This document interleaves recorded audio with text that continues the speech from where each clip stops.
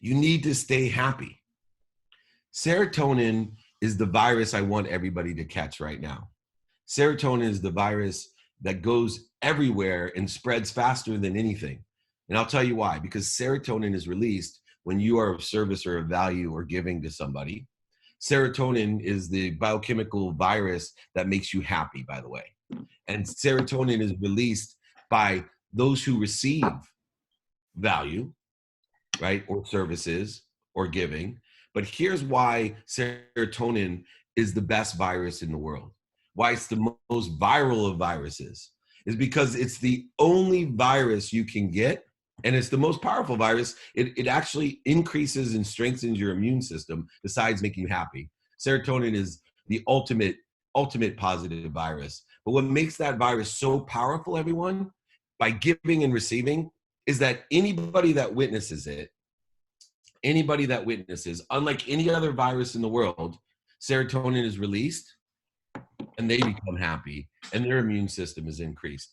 So we have to stick to our culture personally with doing an inventory of our personal experiential giving and receiving values, and also our culture in our business, making sure we're staying connected via the technologies that we have in order to live by gratitude, forgiveness, accountability, and clearing that connection of inspiration by spreading the serotonin virus to as many people that can witness it as possible.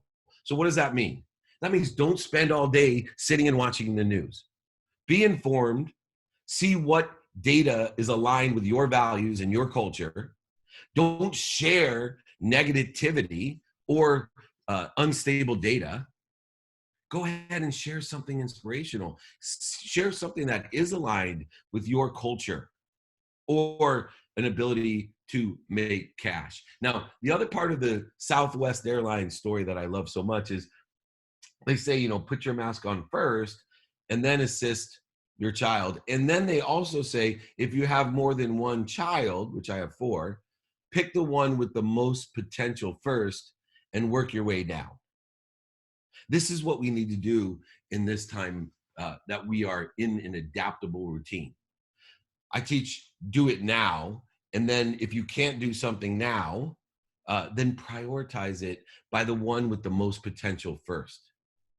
And that's either to stabilize or to increase your opportunity.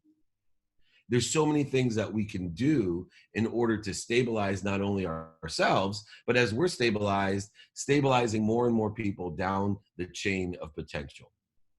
And when you are able to help other people and be kind to your future self by doing good deeds and spreading the virus of serotonin, of happiness and immunization to everyone, when you do that, you are creating a void, you're creating room for what you want. And nobody will forget. Nobody will forget in the time of pressure, those people that flow the best juice. What do I mean by that? When a lemon is squeezed, lemon juice comes out. Right? Under pressure, we find out what's inside of us. And people remember what's truly inside of us. And people will forgive us. But most importantly, we will learn how powerful we are. We'll learn that we're constantly connected to the most inspirational connection of light, love, and lessons that always exist with us. And we just create the interference and corrosion. So as we're getting squeezed with this pressure and stress, let's see what comes out. And then let's learn and grow and accelerate what those things are and become aware of what's inside of us. The things that we have inside of us that we never thought we did that can help others and share this serotonin and happiness, but also the things we need to work on, the things that we want to improve on, the things that we want to enjoy, the consistent, persistent pursuit of our potential. This is the key to the culture question. Now, the second thing in stabilization is as we stabilize ourselves and other people, we have to look to cash. And we have to be pragmatic about what we're doing. We have to stabilize our environment economically. Money is the currency of this vibration. It's an object of energy that we put into the flow. Now, I want to start out when we're looking at the cash component of what we're doing is that money doesn't disappear. But what happens in times of uncertainty, which securely happens from historically all the time. But when there is uncertainty, what happens is money slows down. Money doesn't disappear, but it slows down. So when money slows down, it gives us all the opportunity to innovate, create, introspectively, and extrapolate on what we're doing to take advantage of more opportunities. Now, if you're looking to build your opportunities, there's three things to look at. Number one is your skills. When money slows down, it's a perfect time to develop your skills, to go ahead and look to things that you didn't think you had time to pay attention to or put intention to in order to get the coincidences that you want. You need to develop those skills. And then two, knowledge. What a great time when money slows down and there's uncertainty in order to acquire knowledge that you've never had before and utilize and have the thirst for that knowledge by seeking mentorship, finding those coaches that you've never had, developing your own knowledge by listening and watching and reading as much as you can about the people that before in your perception you never had time to do. As money slows down and uncertainty increases, it's an extraordinary time to develop your skills and acquire knowledge. But most importantly, the X factor of all success is to understand one thing. Those people that are successful, happy, passionate, profitable, and purposeful in what they do, they all share one thing in common, which I found out from the hundreds of interviews that I've done on the Playbook. They all have one thing in common. They must be what they can be. And if you don't have that feeling that you must be what you can be, then utilize this time to find that passion. You're not passionate about something. You're passionate because you've cleared the connection to that which inspires you, an unbelievable source of lessons, light, and love that you're always connected to. You need to understand and practice your passion. Practice learning to love what you do. If you can build this serotonin wall within you and you can share it with others and allow others to witness it during this time, think how easy it will be to be happy when things are easier and there's less uncertainty and there's more money moving faster. You'll be ready to fill that void that you're creating while everyone's sitting around. Sorry. So there we go. There we take a little technology break there. You'll be able to do this by looking at your skills, your knowledge, but building that desire. Ask yourself, do I must be what I can be all day long? It's so easy to get distracted. It's so easy to get distracted today because there's so much noise. But you need to start your day. You need to have an adaptable routine. So how do we create an adaptable routine? We've gone over stability and opportunity. Let's go over routine, because routine will create efficiencies, effectiveness, and statistical success, not only now, but when there is certainty and money starts moving faster. So an adaptable routine is based off of your priorities, which are found from either that culture, your personal values, experiential values, giving and receiving values, but also in the culture of your business. And so an adaptable routine starts with me, with my health. And I put a minimum amount of time on my adaptable routine, and I don't do anything until I get that done. So for me, number one, my adaptable routine always includes a minimum of 1 hour a day on my health. 1 hour minimum a day on my health. Once again, developing my skills, knowledge, and desire by taking care of me first, because if I take care of me, I know I'll take care of others. 2, family. The people that we're going to interact the most with during times of uncertainty is our family. We call them relatives. I'd say they're the people that are most relative to us, but we want to spend a minimum of time with all different relatives. So for me, it's a minimum of 30 minutes a day with my wife, a minimum of 30 minutes a day with my 9-year-old, a minimum of 2 minutes a day with my teenage daughters. I thought it would increase in this time of uncertainty, but my requests for more time have been denied, and rightfully so, I guess. And then a minimum of 1 minute a day with my mom. Now, there's 4 things to remember that we need to remind people of.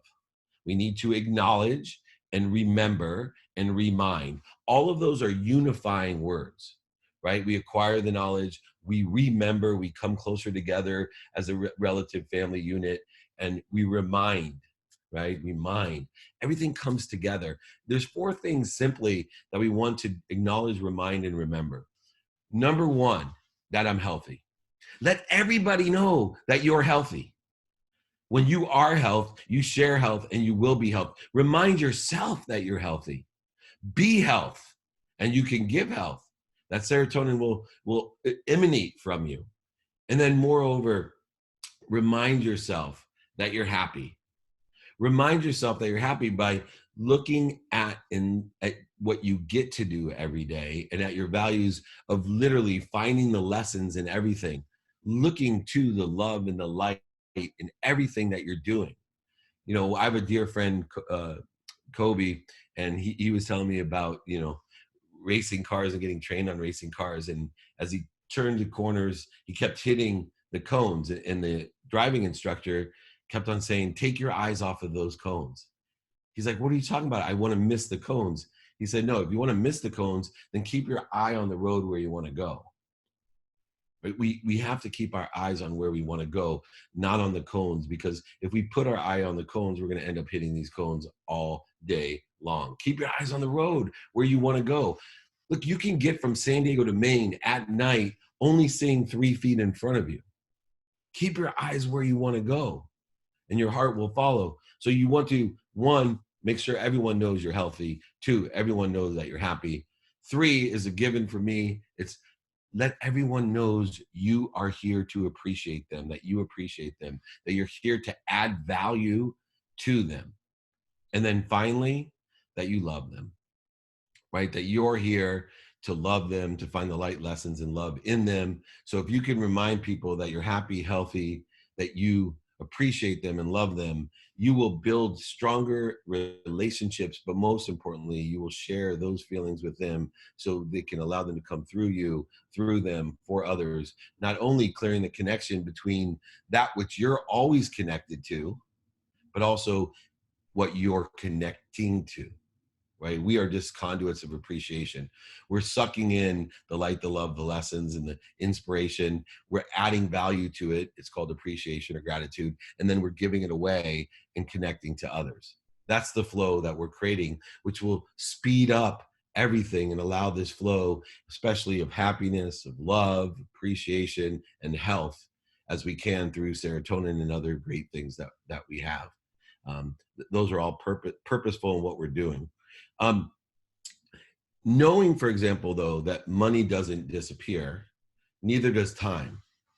And in this aspect, this is an extraordinary opportunity to deal with time. I always tell people I beat people with math and time, and I'm successful with math and time. I have a 4-minute mark that I love to look at every once in a while when I think I have the time. I should be doing it every day. And because of the uncertainty and money slowing down, it's given me an opportunity to share something that changes my life. If you take today and every day and make it one of your disciplines or habits to figure out what you do every minute, there is stuff that you do every minute. There's stuff that you do every hour. There's stuff that you do every day. There's stuff that you do every week. There's stuff that you do every month and even every year. And out of those things, if you can find 4 minutes that you can save by creating systems, efficiencies, and process, whether it's brushing your teeth, flossing your teeth, taking a shower, laying out your clothes, if you can just save 4 minutes a day, that's actually 24 hours of productivity that you're saving a year. That's 3 full days of productivity. So although there's uncertainty and money is slowing down, all of these different things are occurring, you actually could be gaining time, gaining opportunity by figuring out the efficiencies, effectiveness, and statistical success that you can have, right? Utilizing that philosophy, right? I look and see, okay, for example, losing stuff. I know some of you have heard me talk about this, but losing stuff. People spend 80 hours a year looking for things they lost. So imagine if you can create a system, just create a system about your keys in your wallet, because majority, 90-some% of the time, that's what people lose. If you just create a system of where to put your keys in your wallet, right? I just got 2 weeks back of productivity for you, 2 40-hour weeks. Imagine how many other things that you can find by looking at the power of 64. What's the power of 64? The power of 64 is, how can I be productive twice as much time? So most people are productive 8 hours a day. How can I be productive 16 hours a day? How can I create efficiencies within that production so that I'm twice as efficient? So when I look at that and say, okay, here I am, 16 hours of productivity, I can take it to 32 hours of productivity. Then if I'm practicing skills, knowledge, and desire, how can I be twice as statistically successful? I remember watching Tony Gwynn. He owned the San Diego School of Baseball when I was a kid, and he was so generous and benevolent to give back to his community. And he would have young kids like me in the San Diego School of Baseball with Alan Trammell himself, Reggie Waller, all these great guys. But Tony, I would be in the batting cage, and he kind of just peek over every once in a while, and he'd say, turn your right foot in, or whatever advice that he had. But he was on a green screen Betamax machine, and he kept looking again and again at a pitcher's arm like this, again and again and again. And I'm like, Tony, what are you doing? He's like, I'm practicing. I'm like, you're the greatest hitter maybe of all time. You batted 394 last year. Why would you just watch video of where somebody's hand is? And he just said, it's progress, not perfection, Dave. I got to practice every day to increase my skills, to increase my knowledge. But it doesn't happen without one thing that Tony Gwynn had, and that was, he must be what he can be. And that's what we all want to determine here. And if you look at the power of 64, and you can do that, and remember, there is no work, right? This time of uncertainty to me is really inspirational, because I live by activity I get paid for and activity I don't get paid for. So whether I'm in my office or in a home or wherever I may be, I'm always looking to opportunity for things that I can get paid for. And as I'm looking at all these questions that are coming on Instagram and on the training that I'm doing, as you see all of these questions, a lot of them are, how can I make money? Let's get into some pragmatic ways of making money. I'll give you some simple things that I've learned from 97, 2001, 2008 to now. Number one, where do the opportunities lie? Well, there's an easy index that allows us to see how we can make money. And let me tell you where that is. It's the stock market. Now, I don't invest in the stock market. And the reason I don't is not because I don't believe in stocks. In fact, I've been sharing with my friends some stocks that I think you can make money on because of this philosophy I'm going to give you. But for me, I would rather have my time, resources, attention, and intention in other things like making money, and allow my money to have compound interest with no risk. So that in times of uncertainty, which always come about, like 97, 2001, 2008, and now, in times of uncertainty, I don't even worry, because my money's making at least 2% guaranteed. I'm not rushing to the bank to go take it out. I'm not rushing anywhere. I just know that I'll get, less of the upside, but I'm guaranteed 2% on the downside. But here's how I determine how I'm going to make money. I look at the stock market today only for one reason. I look to see, one, what stocks are making money today. Because if I can determine the independent and dependent variables of those businesses that are making money during times of uncertainty, I can mirror or align with some of those things that may be within the capabilities that I have. And I can figure out, if they're making money that way, I'm going to make money that way, or there's some supplementary or synergistic thing that I can do to make money that way. So I look at the top 50 companies that are making money right now in the stock market that are going up, because those are the companies that have different criteria, independent and dependent variables that are aligned with the opportunities that exist today in the snapshot of today. Then I go and I look at the companies that are maintaining, right? What companies didn't move in this period. And so I just Google, the 50 most consistent stocks over the last week, and I can see what independent and dependent variables and criteria are included in those businesses. And then under my stabilization philosophy and my stabilization strategy, I'm looking to mirror, supplement, or see what synergistic things I have to the stabilization. And then last search I do in the stock market is to look and see what stocks got crushed, right? What stocks got crushed? Which ones got oversold? The top 50 most crushed stocks, because I want to look and see where the opportunity is going to be tomorrow, right? I'm going to look and see where these things have oversold, because I know one thing, that there will be a day. I was talking to a mentor who's 99 years old, who lived through the Depression, and she was telling me how she had to stand in line for sugar. She had to stand in line for sugar. And guess what? Everything got better. Last 70 years, everything got better, a little bit worse, a little bit better, a little bit worse.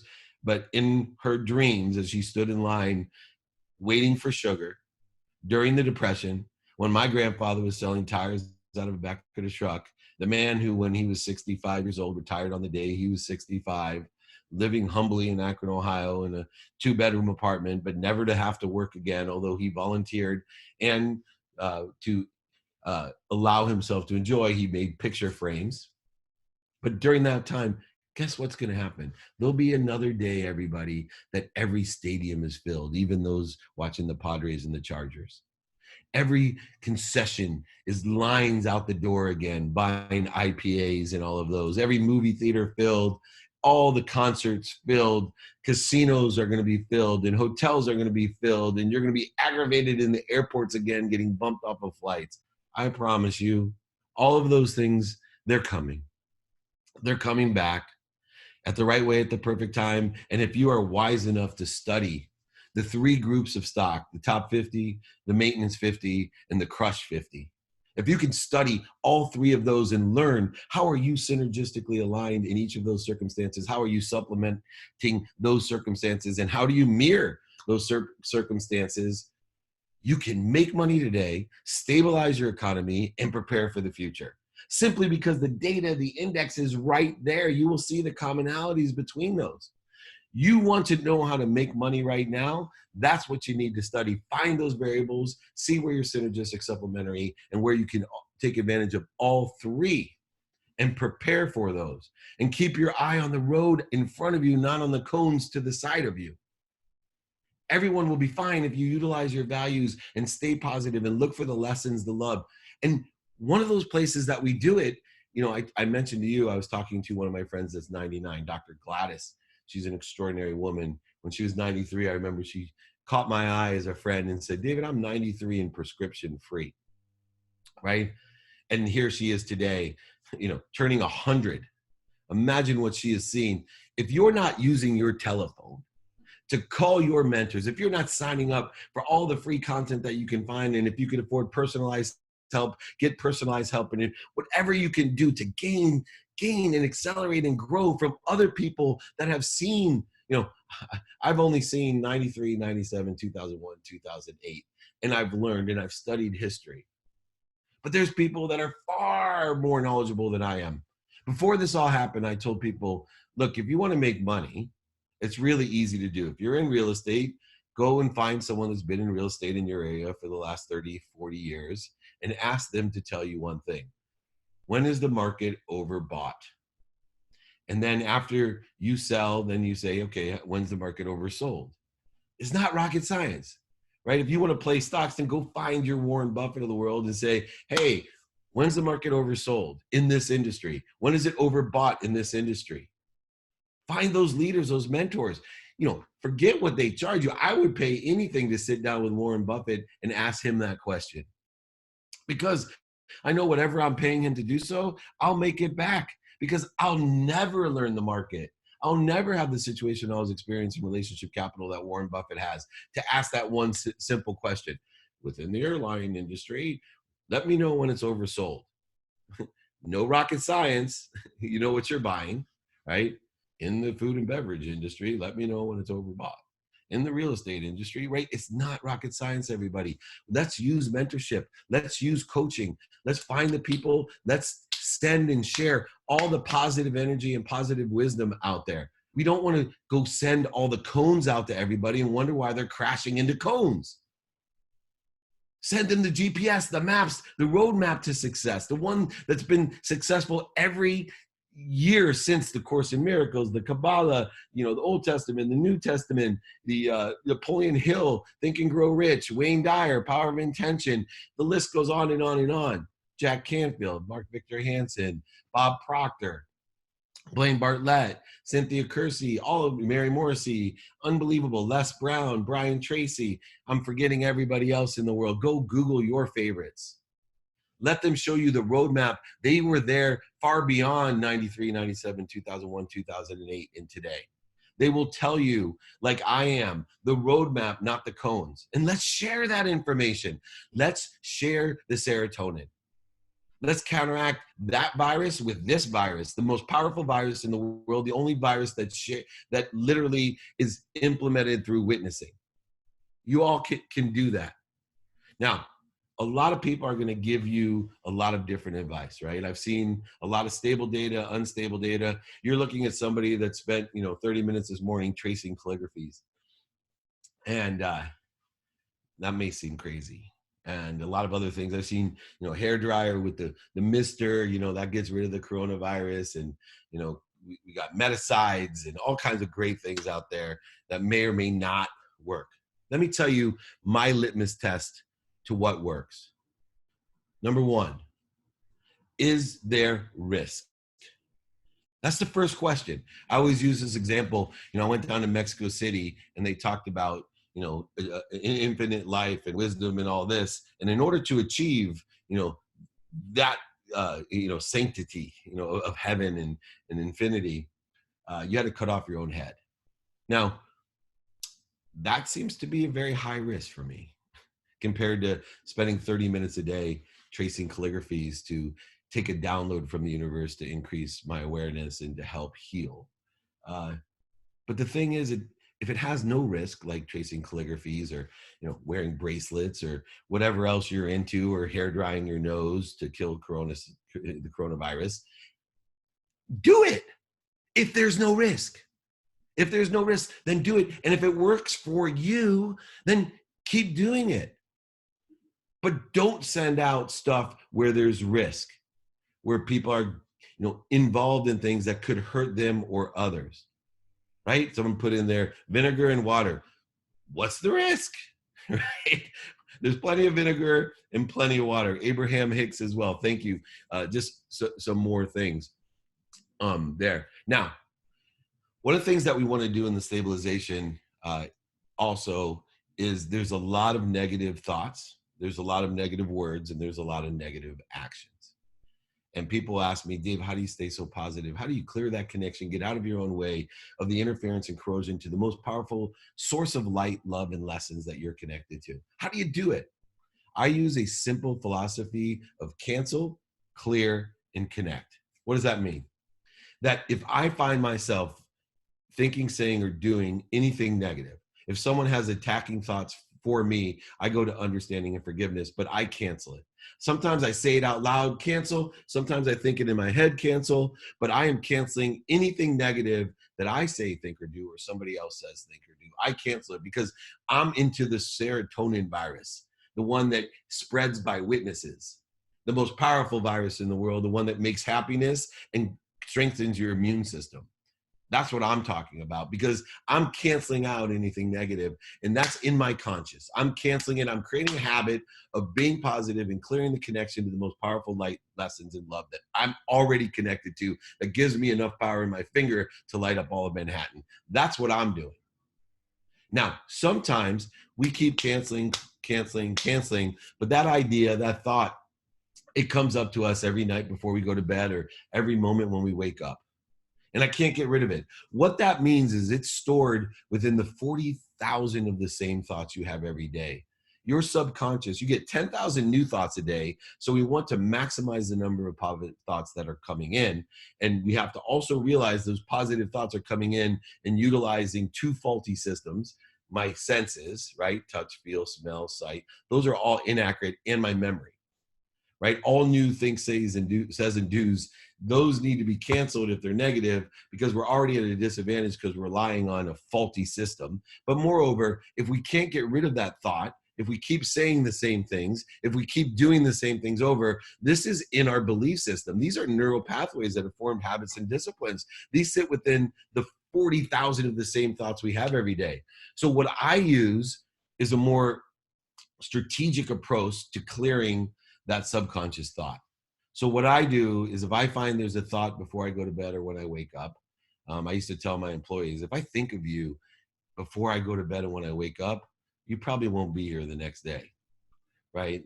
You won't be here the next day, because I need to clear it. And I'm going to utilize clear. And what I do is I sit up straight with my spine as straight as possible. I breathe deep through my nose as if it's coming from the end of the universe, and out through my mouth. And I tell myself, clear, clear, clear. And what I'm trying to do is make a practice of belief and neural pathways to make sure that I don't harbor that attraction in my subconscious.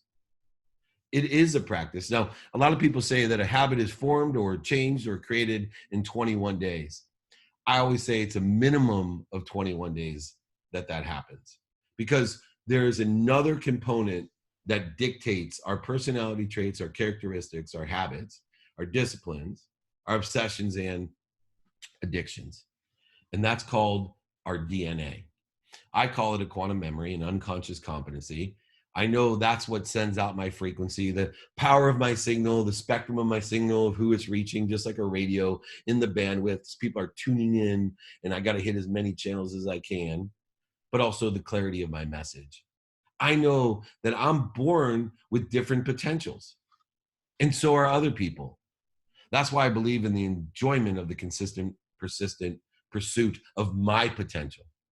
My potential as a NBA star is very low. My potential as someone that knows how to sell, or somebody that knows how to raise money, is extremely high. But I still have to pursue my potential if I'm enjoying it. Whether I'm playing in the men's basketball league at the San Diego Jewish Center, or I'm speaking to the United Nations to talk about how we can create and change the world through entrepreneurship and the global initiatives, and working with, Innovate University with SAP, I'm still pursuing my potential, regardless of what I'm doing. And that potential is formed within the context of my DNA. There is an epigenetic layer of the DNA that you can activate through the consistent behavior. Now, I'm going to take the last few minutes, and then we're going to start taking questions to describe something completely weird. But it really helps. I believe that you are energy, that money is energy, and I believe you have a frequency. I believe that you are vibrating. I believe that you can only be aware of that which vibrates equal to or less than you. The earth vibrates the slowest: plants, animals, humans, sound, light, and thought. I believe that the thought that vibrates the fastest is the truth. And that if you can increase your vibration, your frequency, that you can be aware of more things than anyone else. When I learned this, what motivated me to learn this was that Dr. Sangeeta Sahi, who taught me quantum healing and theta meditation and all these great things about how I can elevate my awareness to elevate other people's, is that she conned me, because she told me, Dave, I wasn't really interested in meditation or raising my awareness until she told me, what if I could make you aware of when to buy or sell? That interested me. And that little thought turned into a whole practice over 13 years to increase my vibration. And now I share with everyone exactly how to learn how to buy or sell, by seeking wisdom and mentorship and coaching from those people that sat in the industry and can tell you when it's overbought or oversold. Not rocket science, but I wasn't aware of it until I met Sangeeta Sahi. And there's so many other things that you can become aware of.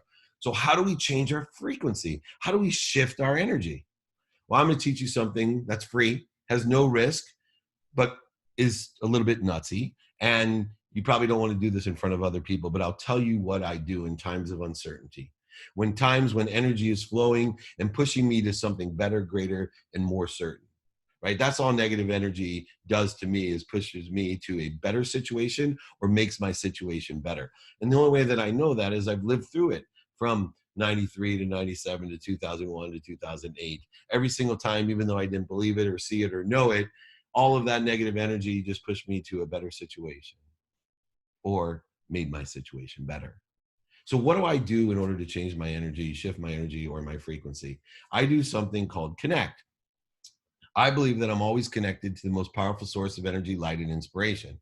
I believe that I create the interference and corrosion to that connection. So the clearer that connection, the stronger my signal, the wider my spectrum, and the clearer my message. The higher my vibration, the more I can be aware of, the simpler life gets.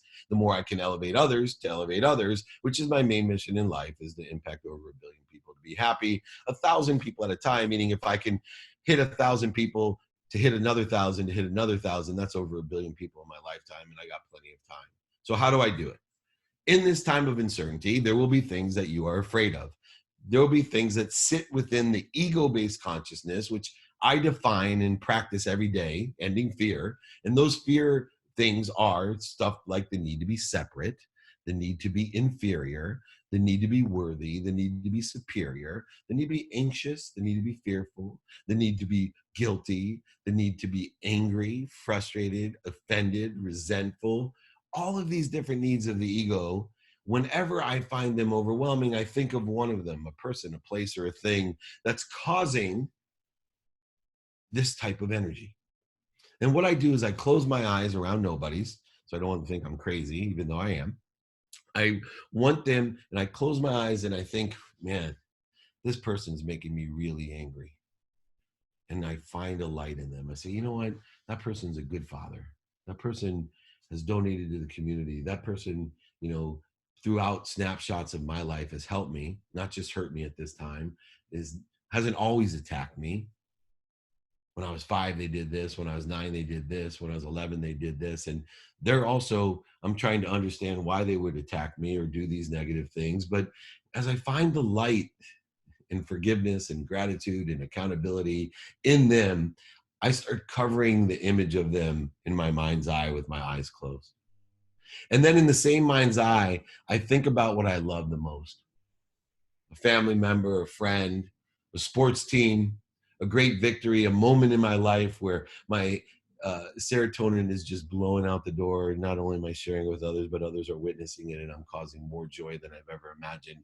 And all of a sudden, I have 2 big ball of light, one covering what brings me the most ego-based consciousness, and one that resides in the truth consciousness more than anything else. And I take those 2 big lights and I share them together right in front of me. And now I have one great big ball of light. I don't care what color the light is. I don't care what vibration it carries, what frequency it carries.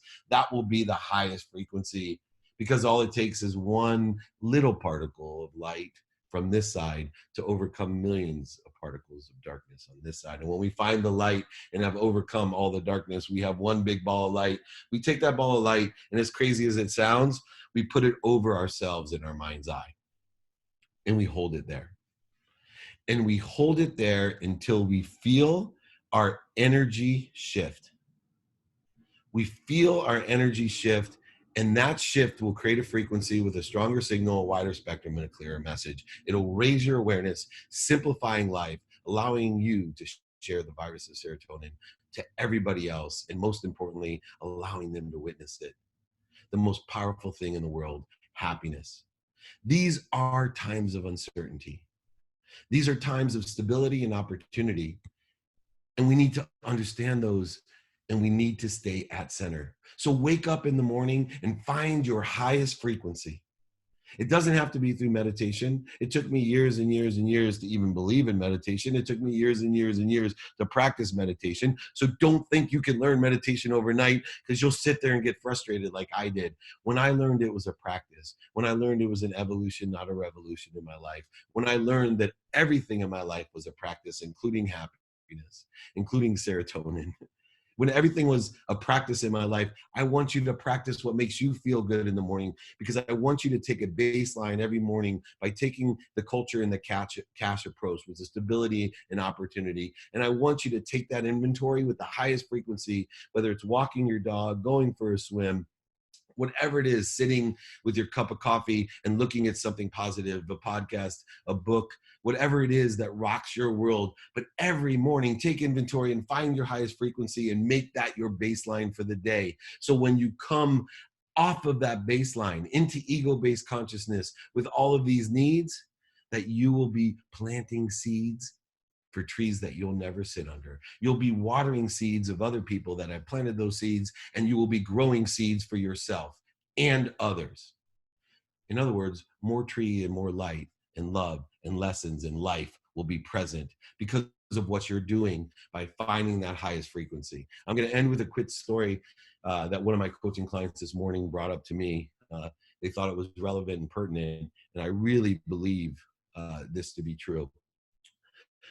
I have a normal routine normally, not an adaptable one that's based off of my health, my family, and being a student in my calendar, which is the third thing that I do is pay attention, intention, and create the coincidences by studying what I have planned for the day, what I don't have planned in my sleep. But I wake up at 4 a.m. normally and I meditate for 20 minutes, then I get ready. And at 4:30 every single morning, I then go take care of my health and go to the gym. Well, one Saturday, I walked outside at 4:30 in the morning at my highest frequency in a complete state of calmness. And I noticed that my 17-year-old daughter's car was missing. I immediately, even though it was just minutes before that I was at my highest frequency, at my baseline, trying to expand and accelerate from that point to become a better person by enjoying the consistent, persistent pursuit of my potential, I lost my mind. I grabbed my cell phone and I was about to call and light my 17-year-old up, probably with some superlatives that I wouldn't be so proud of saying. I have, in immediate moment, created more interference and corrosion and created more stress on my physical, emotional, and spiritual being than you could imagine. And I was about to finish dialing when all of a sudden I said, stop, drop, roll to the truth consciousness, because your mind, body, and soul is on fire. And your mom taught you, if you're ever on fire, stop, drop, and roll. So I sat there and I said, oh my God, I'm so pissed. I can't believe this. And I said, why am I so pissed? Why am I so pissed? And I said, no, dummy, you're not pissed. You're scared. You're scared because one of the most important people in your life may be at jeopardy. And you're not mad at all. In fact, that fear comes from the love that you have and the lessons that you've learned and the light that you share. Why are you going to create more interference and corrosion to what you're already connected to and through to her? Wake up. As I calmed down and regathered myself back up to the higher frequency, I called my daughter in a majesty of calmness. And I said, she said, hello. I said, where are you? In my room. Why'd you wake me? Oh my gosh, I was so scared. Your car's not outside. Oh, I know, Daddy. You told me when kids are drinking that I could take an Uber home. I hope that's okay.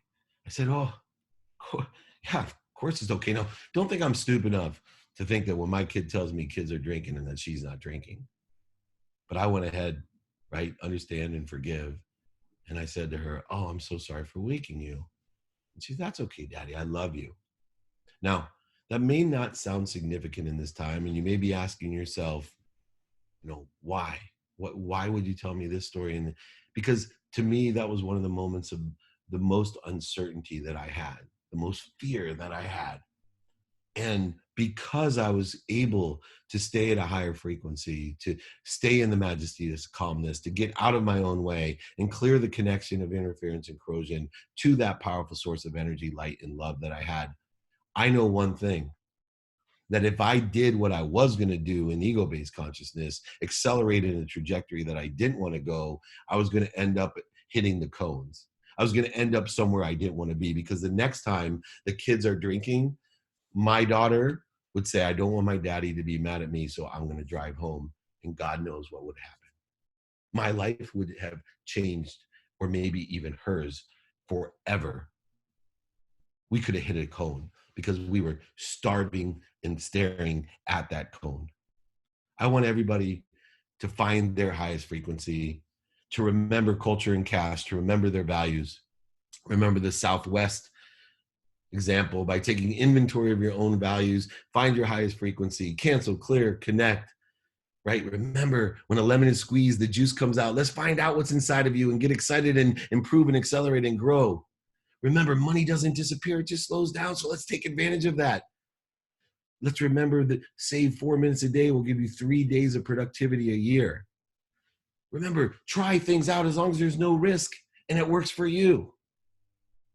Remember, look at the stocks to find those opportunities. The fastest 50 growing, the maintenance 50, and the crushed 50.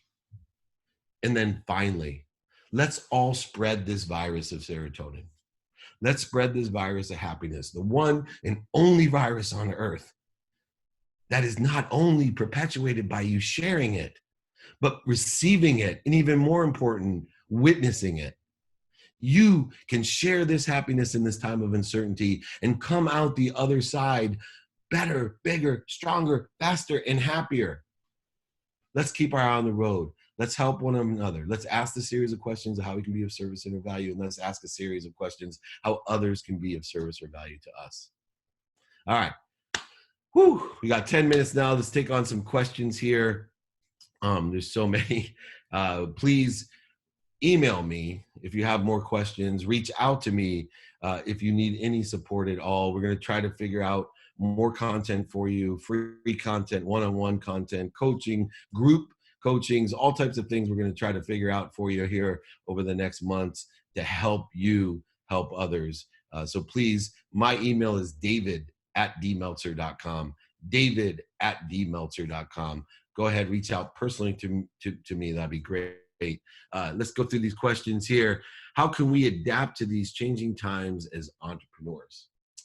As always, the way that we adapt to changing times as entrepreneurs is, number one, know that our goal as entrepreneurs is to stay in business, right? Staying in business, money, is our heartbeat.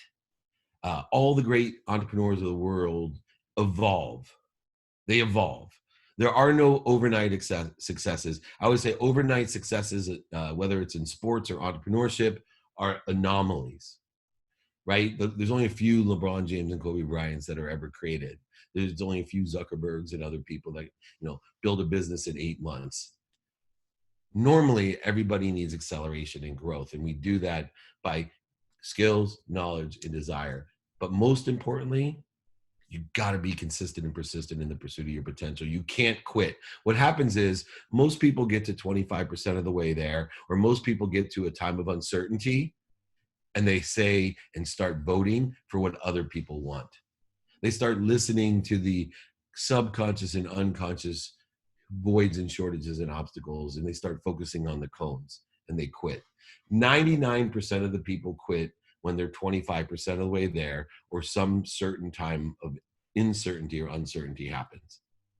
Then the 1% that continue on, they're blessed because all it takes is half as much time for them to get to 50% of the way. But unfortunately, when they get to 50% of the way there, once again, they start voting for what other people want, or there's too much uncertainty, and they quit. Be one of the 1% of the 1%.